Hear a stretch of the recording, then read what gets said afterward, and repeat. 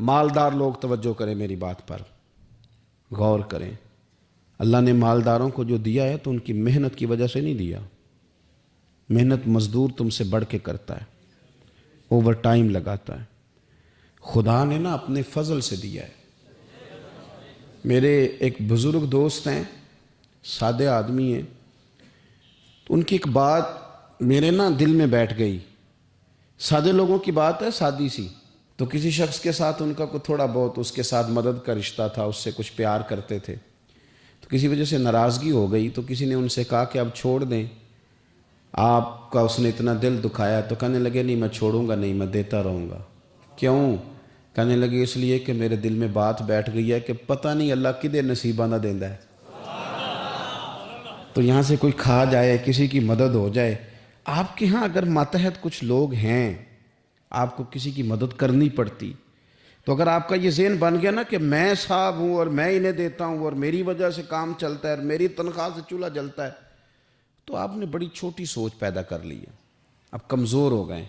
اگر آپ نے یہ سوچ لیا نا کہ میں کسی کو اپنے آفس سے اپنی مل سے نکال دوں گا تو شاید اسے کہیں اور نوکری نہیں ملے گی، تو آپ چھوٹے آدمی، آپ نے کمزور سوچ رکھی۔ حدیث پاک سنیں گے تو دل ٹھنڈا ہوگا۔ اسے بھی امام بخاری نے لکھا ہے، حضرت مصعب بن سعد رضی اللہ تعالیٰ عنہ روایت کرتے ہیں کہ ایک مرتبہ نا حضرت سعد بن ابی وقاص رضی اللہ تعالیٰ عنہ کے دل میں خیال آیا۔ مالدار آدمی تھے نا حضرت سعد بن ابی وقاص، اور بڑے جرنیل تھے، تو دل میں خیال آیا کہ دیکھو نا اللہ تعالیٰ نے ہمیں غریبوں پر فضیلت دے دی ہے مال و دولت کی وجہ سے۔ خیال آ جاتا ہے نا۔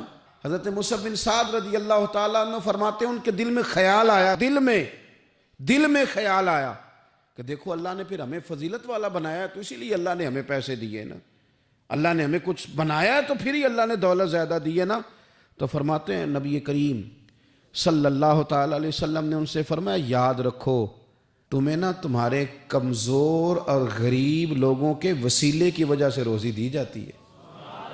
امیروں تمہیں جو نوازا جاتا ہے نا تو یہ غریبوں کے صدقے، ضعیفوں کے صدقے، کمزوروں کے صدقے، یہ ان غریبوں کے صدقے تمہیں نوازا جاتا ہے، اور پھر تمہارے ذمے لگایا جاتا ہے کہ تم نے زکوٰۃ دینی ہے، تم نے صدقات دینے ہیں، تم نے ان پر خرچ کرنا ہے، تمہیں ان کے صدقے مل رہا ہے، ان کے صدقے۔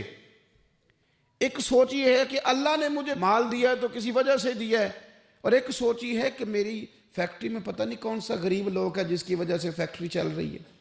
ایک سوچ یہ ہے کہ پتہ نہیں میرے آفس میں کون سا ایسا شخص ہے جس کی وجہ سے نظام چل رہا ہے، اور ایک سوچ یہ ہے کہ میں جاگیردار ہوں تو پتہ نہیں کون سا کسان ہے جو میرے پاس کام کرتا ہے تو اس کی وجہ سے اللہ مجھے بھی روزی دیتا ہے۔ اگر یہ ذہن بن جائے، دیکھیں نا یہ کاریگر ہے اور یہ اچھا نظام چلانے والا ہے، ایڈمنسٹریٹر بہت اچھا ہے، مینیجر بڑا اچھا ہے، یہ نکل گیا تو خرابی ہوگی۔